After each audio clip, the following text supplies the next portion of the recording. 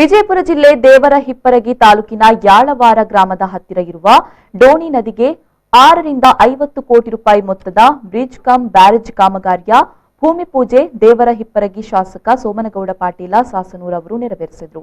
ಈ ಸಂದರ್ಭದಲ್ಲಿ ಮಾತನಾಡಿದ ಅವರು, ಪ್ರತಿಯೊಂದು ಗ್ರಾಮದ ಅಭಿವೃದ್ಧಿ ಮಾಡಲು ಬದ್ಧನಾಗಿದ್ದೇನೆ।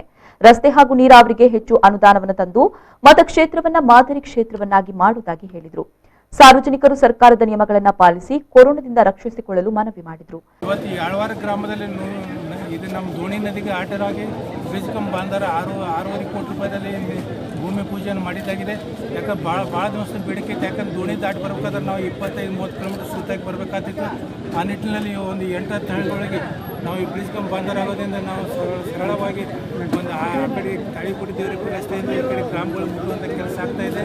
ಆ ನಿಟ್ಟಿನಲ್ಲಿ ಬ್ರಿಡ್ಜ್ ಕಮ್ ಬಾಂಧರ ಜೊತೆಯಲ್ಲಿ ಬಾಂಧರಕ್ಕೆ ನಾವು ಗೇಟ್ ಅಳವಡಿಸೋದ್ರಿಂದ ಒಂದು 440 ಎಕರೆ ನೀರಾವರಿ ಕೂಡ ಆಗ್ತಾಯಿದೆ। ಈಗಾಗಲೇ ತಮ್ಮ ಮಟ್ಟಿಗೆ ನಮ್ಮ ಚಿಮ್ಮಲಿಗೆ ಮೇನ್ ಕಣ್ಣಲ್ಲಿ ಇಲ್ಲೇ ಯಾವಾರ ಬಾಜುನ ಆಗಿ ಹೋಗಿದೆ। ಅದರ ಜೊತೆಯಲ್ಲಿ ವೀರಾಪುರ ನೀರಾವರಿ ಕೂಡ ಆಗ್ತಾಯಿದೆ।